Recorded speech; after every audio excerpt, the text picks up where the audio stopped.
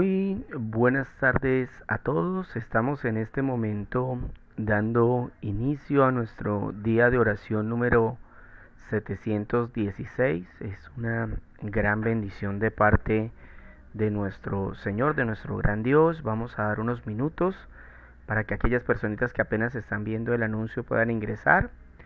Recordamos a las personas que de pronto se nos unen por primera vez, que vieron esta publicación de pronto en alguna noticia, en algún comentario en redes sociales, que no se vayan.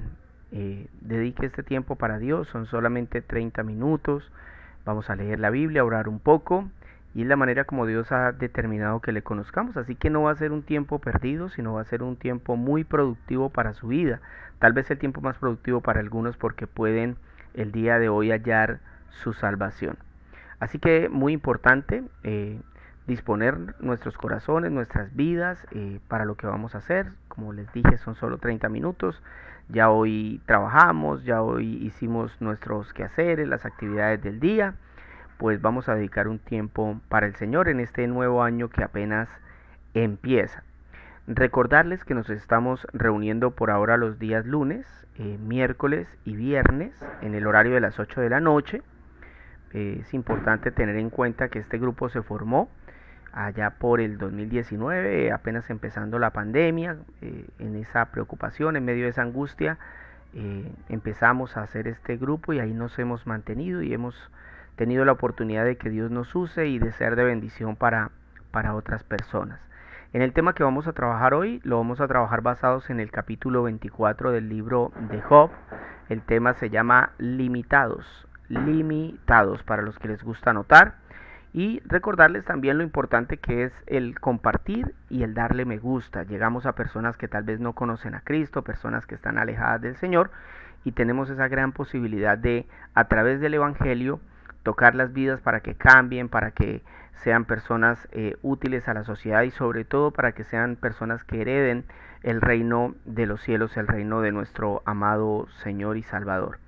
Muy bien, vamos entonces a orar sin más preámbulo para pedirle a Dios que nos dé entendimiento, que nos dé sabiduría, que nos permita estar atentos a su maravillosa palabra. Amado Señor, gracias por este día, Señor, gracias por la oportunidad que tú nos das de venir a este lugar, Señor. Nosotros hemos empezado a ser cada día más conscientes del llamado que nos has hecho y, Señor, tenemos muy claro que a esta misma hora en diferentes lugares del mundo, Señor, las personas dedican un tiempo o dedican su tiempo, Señor, para ofenderte, Señor, para pecar, para dar, Señor, libertad a sus deseos más perversos y para dar rienda suelta, Señor, a la maldad y a la malicia de los hombres. Pero a ti te agradó que nosotros, Señor, sin merecerlo, hoy estemos acá buscando tu presencia, buscando tu consejo, Señor, con un deseo muy grande de conocerte más, de aprender más de ti,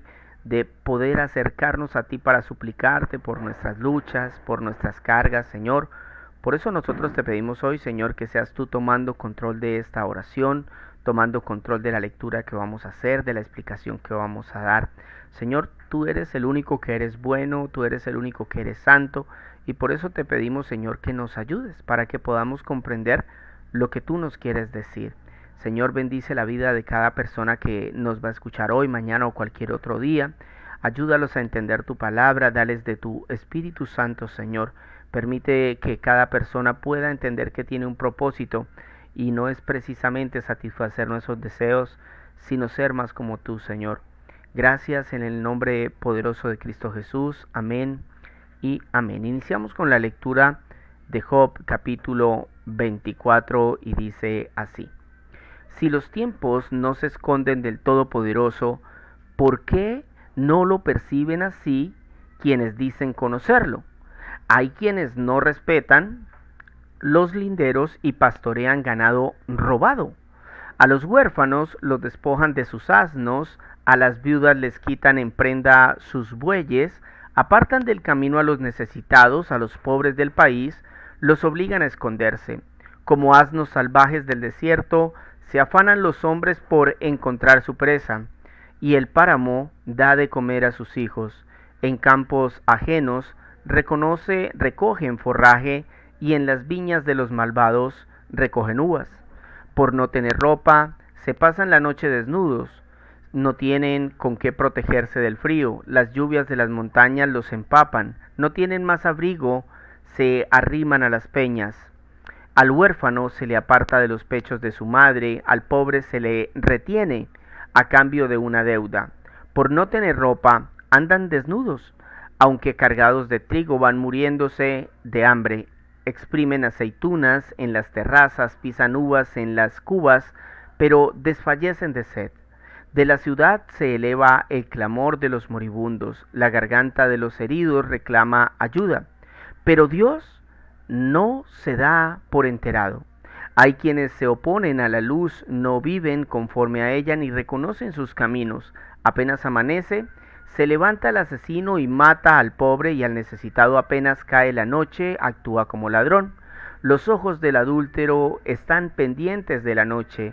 Se dice a sí mismo, no habrá quien me vea, y mantiene oculto el rostro. Por la noche entra el ladrón a casa ajena, pero se encierra durante el día, de la luz no quiere saber nada. Para todos ellos la mañana es oscuridad, prefieren el horror de las tinieblas. Los malvados son como espuma sobre agua, su parcela está bajo maldición, ya no van a trabajar a los viñedos, y así como el calor y la sequía arrebatan con violencia la nieve derretida, así el sepulcro arrebata a los pecadores, su propia madre se olvida de ellos, los gusanos se los comen, nadie vuelve a recordarlos, son desgajados como árboles. Maltratan a la estéril, a la mujer sin hijos, jamás buscan el bien de la viuda, pero Dios con su poder arrastra a los poderosos. Cuando Él se levanta, nadie tiene segura la vida. Dios los deja sentirse seguros, pero no les quita la vista de encima. Por algún tiempo son exaltados, pero luego dejan de existir. Son humillados y recogidos como hierba, son cortados como espigas. ¿Quién puede probar que es falso lo que digo y reducir mis palabras a la nada? Hemos finalizado la lectura de este capítulo número 24 del libro de Job. Es una gran bendición poder estudiar la Biblia de esta manera. Y este es un capítulo donde Job pareciera retroceder del avance espiritual que había tenido. De hecho, habían algunos capítulos donde Job había mejorado su forma de hablar y estaba empezando a avanzar.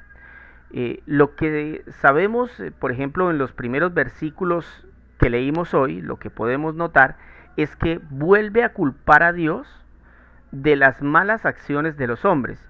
O sea, fíjense lo que está haciendo Job, culpar a Dios de las cosas malas que hacen los hombres, e incluso pone en tela de juicio si realmente Dios es tan poderoso. Dice, ¿será que Dios de verdad es poderoso? Y el argumento que él utiliza es que a los hombres pareciera no importarles, o sea que si Dios realmente fuera poderoso, ¿por qué los hombres hacen cosas tan perversas y no les importa, como si nada les fuera a pasar? Ahora, para entender mejor este capítulo debemos tomar en cuenta lo que ha pasado hasta ahora en este libro y lo que va a pasar más adelante. Al hacerlo nos vamos a dar cuenta que este libro está mostrando o nos quiere enseñar en la vida de Job el recorrido del ser humano, sus altas, sus bajas, y la idea es que aprendamos a superar cada proceso por difícil que parezca. Quiero que noten porque estamos un poco más allá de la mitad del libro, ¿verdad? O tal vez por ahí en la mitad. Y fíjense lo que está pasando. Nos estamos dando cuenta que Dios tenía un propósito con el libro. Y es enseñarnos que nosotros como seres humanos vamos a tener todo tipo de momentos en la vida. Momentos donde estaremos allá arriba, donde estaremos muy bien con el Señor, donde todo nos va a salir a la perfección, pero habrá momentos donde no. Donde estaremos mal con el Señor, donde lo vamos a ofender terriblemente. Otros momentos de nuestra vida estaremos enfermos. Otro momento de nuestra vida estaremos en una escasez terrible. Otro momento de nuestra vida habremos perdido familiares. Y lo que nos está mostrando la vida de Job es que él vivió todos esos momentos. Y lo que nos está mostrando el libro es que Dios lo acompañó en todos esos momentos. Entonces esto al final lo que nos está mostrando es que nuestra meta no son esas cosas que vivimos en la tierra, sino que nuestra meta es la eternidad con Dios. Pero claro, cuando nosotros pensamos en eso, nos damos cuenta que a la luz de la escritura y sobre todo, por ejemplo, de este libro, vemos que para Job se estaba convirtiendo en un tema bastante complejo, porque él estaba limitado. Porque él estaba limitado y no comprendía las cosas y las entendía mal. Entonces, por eso es que al tema de hoy le di ese título, limitados. Pensando en que, por ejemplo, nosotros tenemos una vida corta en esta tierra y muchos no se han enterado. Para darles una idea, científicamente se dice que la Tierra lleva miles de años, aunque por datación por carbono no se pueden medir más de 10.000 años. Pero por lo menos bíblicamente entendemos que más o menos la Tierra tiene unos 4.000 años por lo menos. Y durante todo ese tiempo la gente ha vivido de todos esos 4.000, cada generación vive máximo 80 o 100 años. ¿Sí? Nuestra vida es corta. Y aparte nuestro entendimiento es limitado. Y eso empeora las cosas. Somos una raza caída. De modo que la idea de hoy es que podamos ver dos afirmaciones que debemos evitar en esta vida corta, porque tenemos un entendimiento limitado. Entonces, evitemos dos afirmaciones que utilizó Job en este capítulo de la Biblia y una tercera afirmación que debemos utilizar para contrarrestar las dos primeras. Me van a entender un poco mejor cuando las explique. Dentro de este capítulo, Job hace dos afirmaciones y las voy a explicar cada una. Dos afirmaciones en contra de Dios y una última que al parecer es en la que él reacciona. Entonces las dos afirmaciones son: Dios no es temible, esa es la primera. Job dice, y vamos a leerlo ahorita en los versículos 1 al 4, Dios no es temible. Y también dice, Dios es insensible, en los versículos 10 al 13. Y luego más adelante, Dios tiene el control. Son los tres puntos que vamos a trabajar hoy, pensando en dos afirmaciones, repito, que no debemos utilizar porque sabemos que cuando lo decimos es porque estamos limitados, porque nuestra mente no alcanza a entender muy bien quién es Dios, así que usted, cuando no conozca bien acerca de Dios, mejor evite afirmar cosas que usted no conoce. Y este texto, como les dije, nos muestra dos afirmaciones que Job utilizó y que nosotros debemos evitar utilizarlas. La primera, como les dije, Dios no es temible. Es una afirmación, repito, que no debemos utilizar. Es un texto sensible y lo que voy a decir es sensible, por eso lo repito varias veces para que de pronto no se vaya a sacar de contexto y digan, oiga, Jorge está diciéndole a la gente que es bueno no temerle a Dios. No, es todo lo contrario. Esto fue lo que hizo Job y está mal hecho. Versículos 1 al 4 dicen, si los tiempos no se esconden del Todopoderoso, está haciendo una pregunta retórica, una pregunta que Job mismo va a contestar, pero mire lo que Job está diciendo. Si los tiempos no se esconden del Todopoderoso, ¿por qué no los perciben quienes dicen conocerlo? Hay quienes no respetan los linderos y pastorean ganado robado. A los huérfanos los despojan de sus asnos, a las viudas les quitan en prenda sus bueyes, apartan del camino a los necesitados, a los pobres del país los obligan a esconderse. Y en otras palabras, Job está diciendo, no, a Dios no hay que temerle. Para entender este punto, sin llegar a juzgar a Job de manera desmedida, debemos recordar que este hombre no disponía de toda la revelación bíblica como la conocemos nosotros. Él conocía lo que él había visto de Dios, pero no lo conocía tan profundamente como lo podemos conocer nosotros si leemos la Escritura. Es importante decirlo porque hay mucha gente que hoy en día no conoce a Dios porque no se le da la gana, porque no quiere leer la Escritura y allí está toda la revelación. Aún así, esto no justifica las palabras de Job, porque él sí había visto en su vida el obrar de Dios.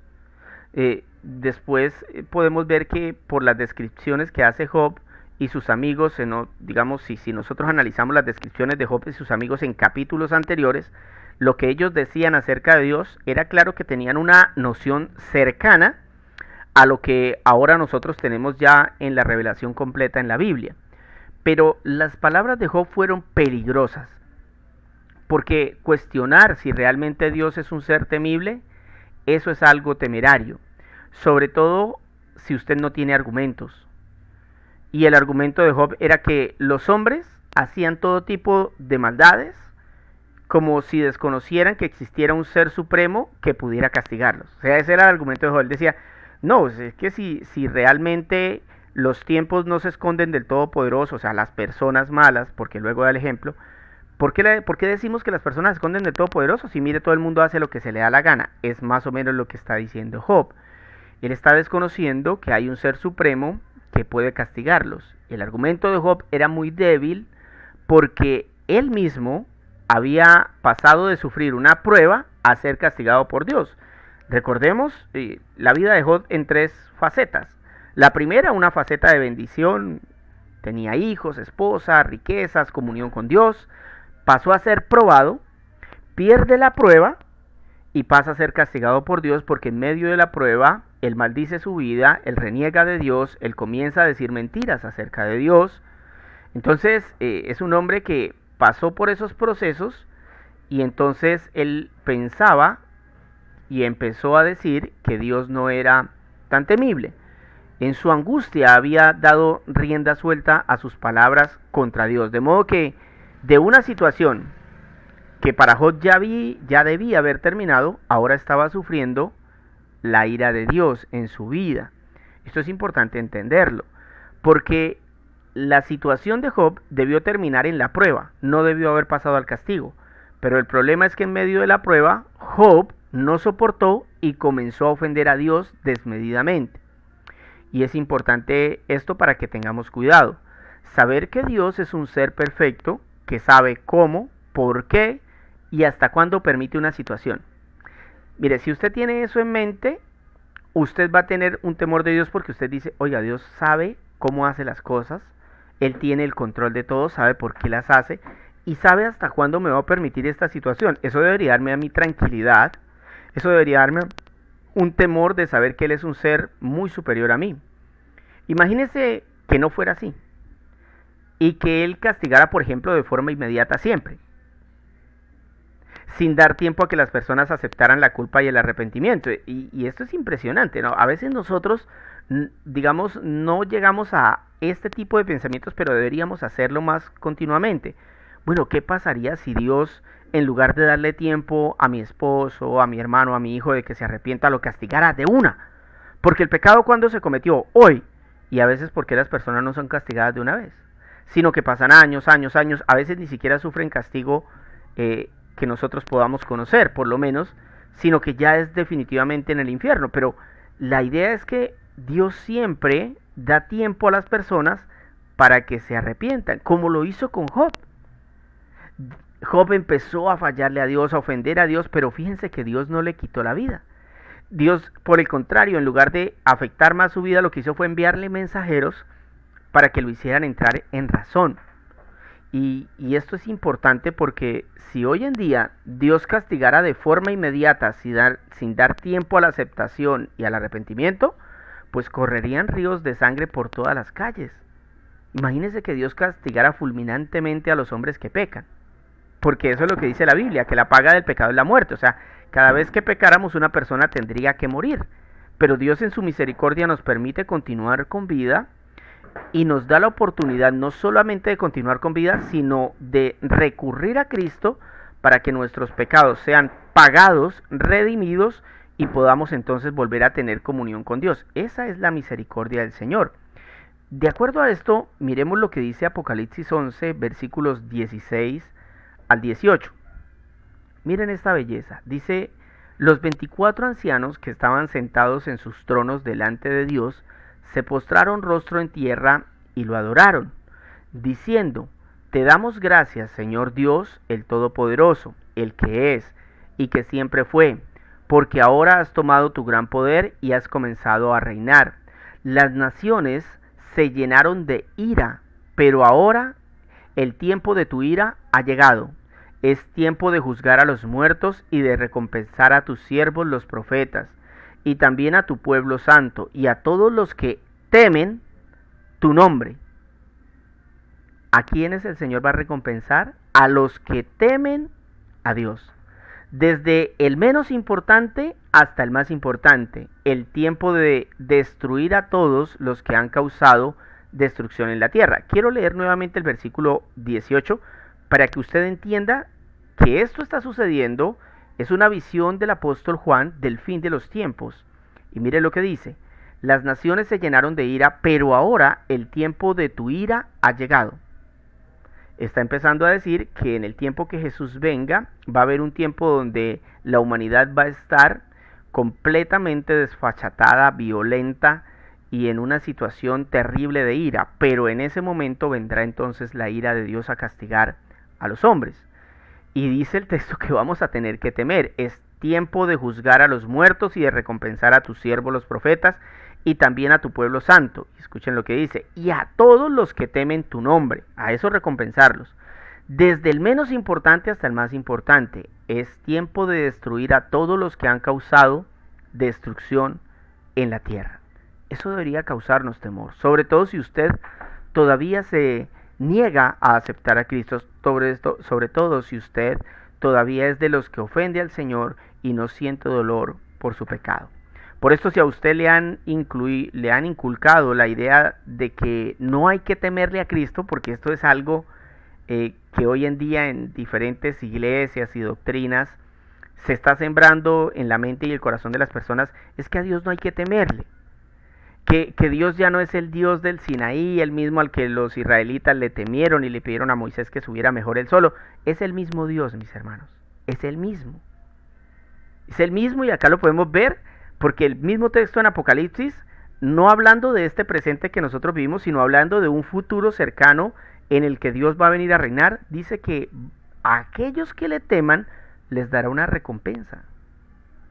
Aquellos que teman al Señor, y son una y otra vez los textos que dicen que es importante temer a Dios. Y me gustaría que entonces usted de una vez erradicara esa idea de que no hay que temer a Dios, porque nadie puede omitir que cuando Cristo regrese, vendrá por un lado a sacar de esta tierra a quienes han creído y temido en Él, pero también va a venir para juzgar a quienes lo rechazaron, no le temieron e hicieron lo que se les dio la gana. Quiero repetir esa parte para que usted tenga eso en su mente y así usted tome decisiones. Nadie puede omitir que cuando Cristo regrese vendrá para sacar de esta tierra a quienes han creído y temido en Él. Y también va a venir para juzgar a quienes lo han rechazado, a quienes no le han temido y han hecho lo que se les da la gana. Entonces, como primera medida importante tener en cuenta una afirmación que debemos sacar de nuestra mente, una afirmación que no es correcta y que no debemos utilizarla, que no hay que temerle a Dios. Eso es una mentira. Dios no es temible, fue una frase que Job utilizó en un momento de angustia y en el cual él tenía incredulidad y dudas acerca de Dios. Pero ni aún en el momento más angustioso debemos atrevernos a decir que no debemos temerle a Dios. Número 2. Dios es insensible. Esta es otra afirmación a la que no debemos llegar, que no debemos utilizar, ni siquiera cuando leamos en el Antiguo Testamento, porque esto a mí me pasó, que llegué a algunos capítulos de la Biblia donde pareciera que realmente Dios es insensible. Digamos que a primera vista uno puede llegar a esa conclusión, pero cuando uno lee la Biblia de manera correcta, entonces empieza a entender que realmente lo que Dios es justo, no insensible, que es muy diferente.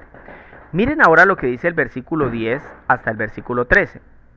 Por no tener ropa, andan desnudos, aunque cargados de trigo, van muriéndose de hambre. Exprimen aceitunas en las terrazas, pisan uvas en las cubas, pero desfallecen de sed.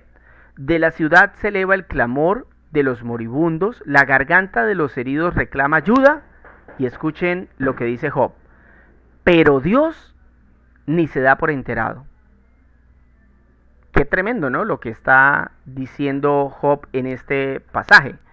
Supremamente ofensivo. Describe una cantidad de sufrimientos del ser humano y concluye diciendo, pero Dios ni se da por enterado.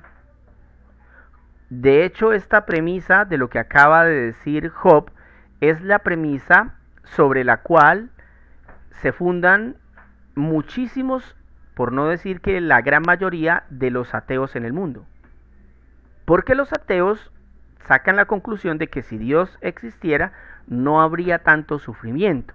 Ellos creen que el sufrimiento viene de Dios. No, el sufrimiento viene del hombre mismo, de su pecado, de la caída de Adán y Eva, que como dijimos, no solamente fue que causó una división, tánatos, una muerte, una separación entre Dios y el hombre, sino que afectó nuestra parte física, nuestra parte espiritual, nuestra mente, nuestra vista, todo de nosotros está afectado. Entonces, claro, llegar nosotros a la conclusión de que Dios es insensible es algo muy grave y no debemos hacerlo. Repito, en este caso Job había pasado por una situación terrible y dice esas palabras, ¿no? Pero Dios ni se da por enterado de los sufrimientos humanos.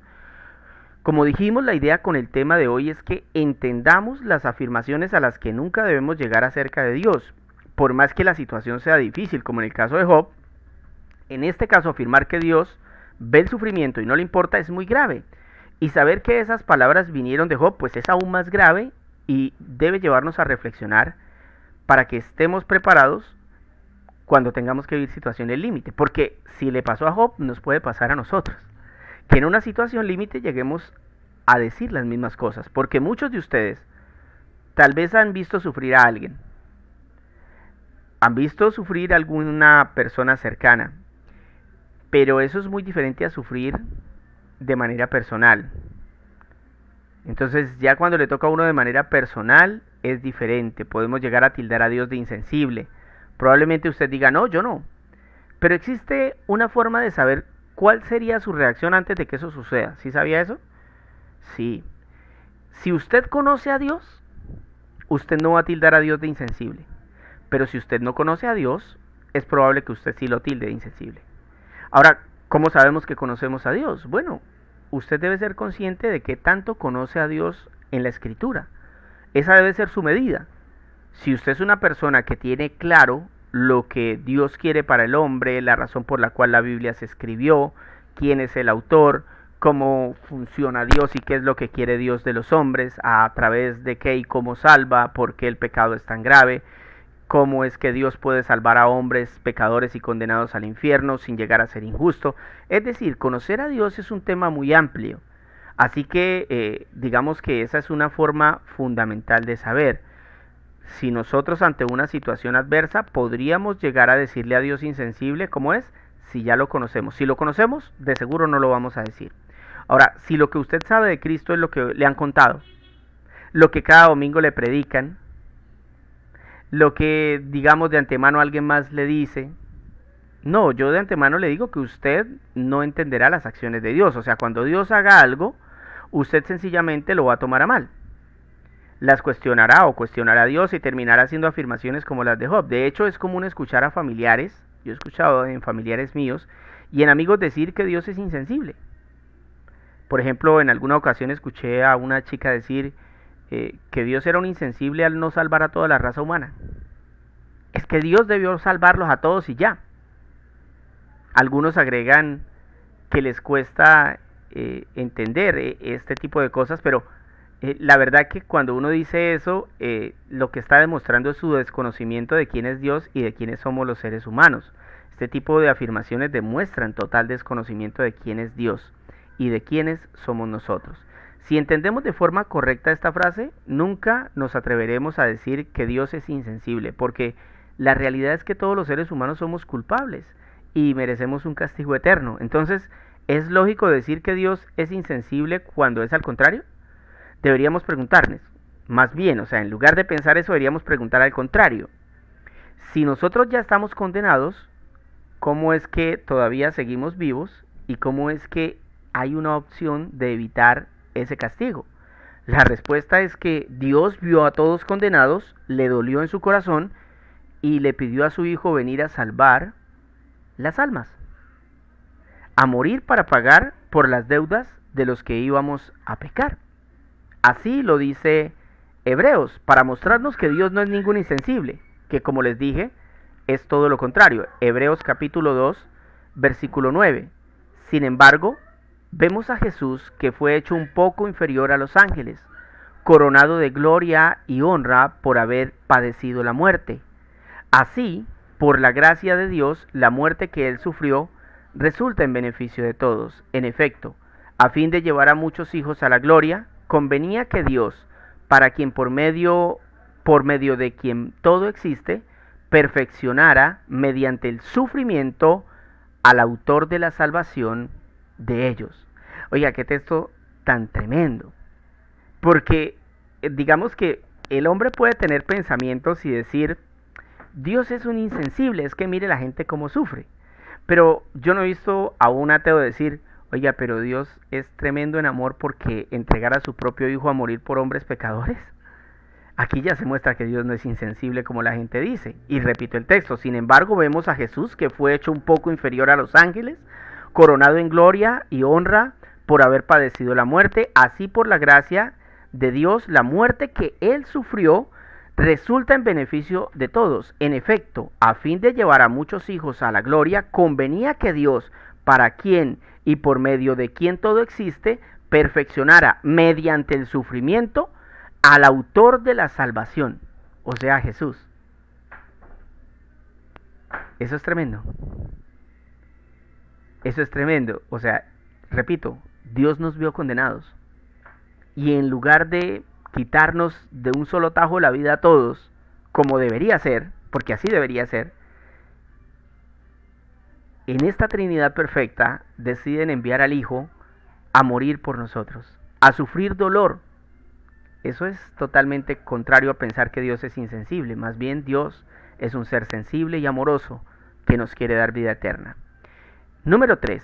Recordemos, muy importante, que acabamos de dar dos afirmaciones que debemos evitar cuando nos referimos a Dios, sobre todo en momentos de angustia, en momentos de ira o en momentos donde no hayamos respuesta a una situación. ¿Cuáles son esas dos afirmaciones que debemos evitar? La primera, Dios no es temible. Eso debemos evitarlo, sacarlo de nuestra cabeza y entender que a Dios le agrada que le temamos, que sepamos que Él es un Dios todopoderoso, que ve todas las cosas, que entiende todas las cosas y que quiere que nosotros confiemos en Él y le temamos a Él.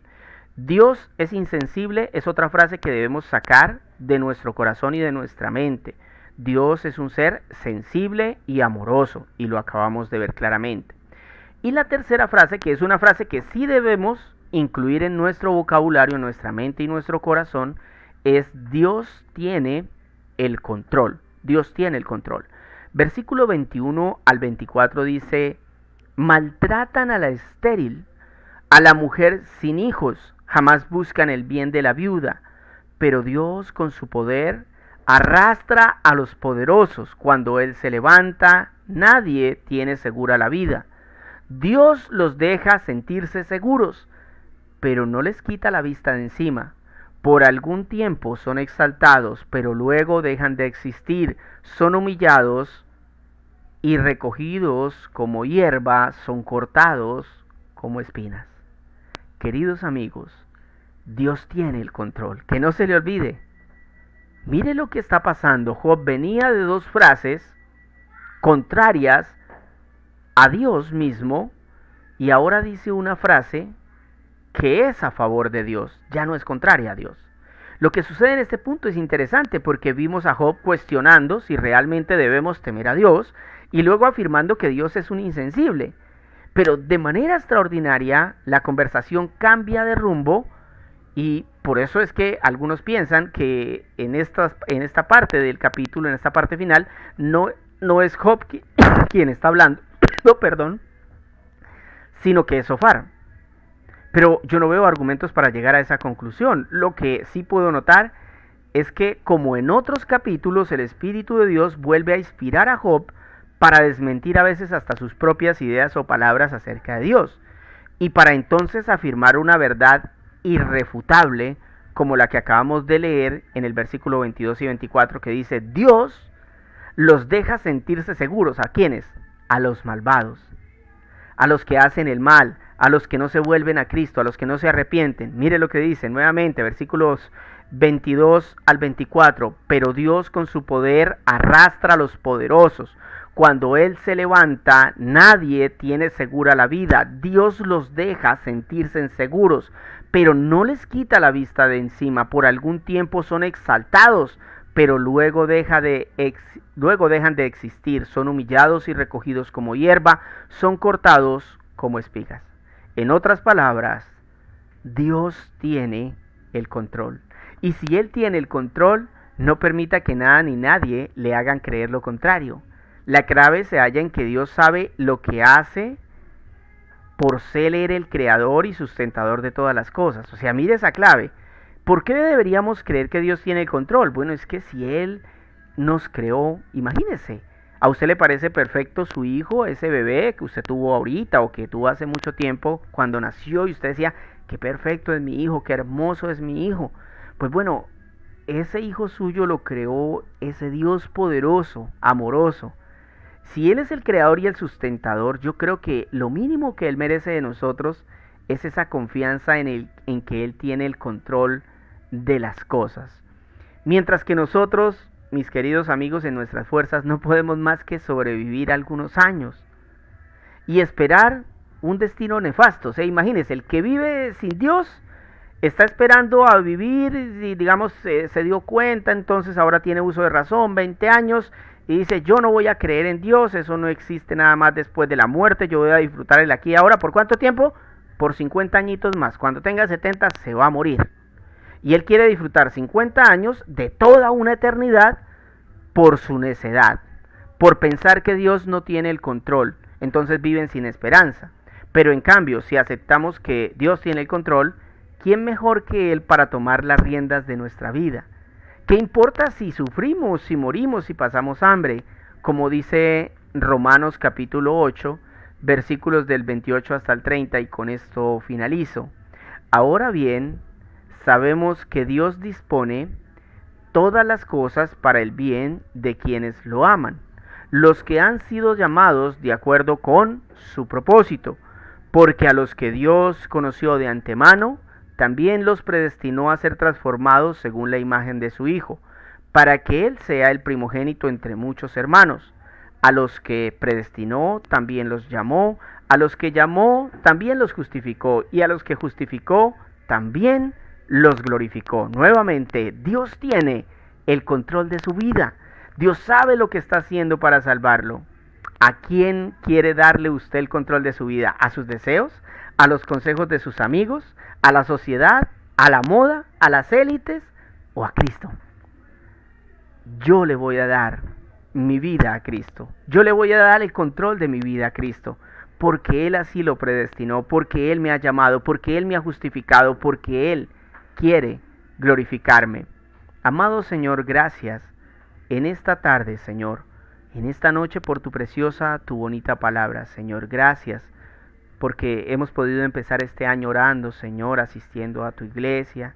Gracias, mi Dios, te pedimos, Señor, que bendigas a cada persona que nos escuchó hoy, Señor, que transformes sus corazones, que transformes sus vidas, Señor, que les permitas tener un año en el cual se aferren a ti, Señor, te conozcan a ti, el único Dios verdadero, que puedan sacar de su mente esas ideas que les han sembrado por años, ideas antibíblicas, de que no deben temerle a Dios, cuando es todo lo contrario.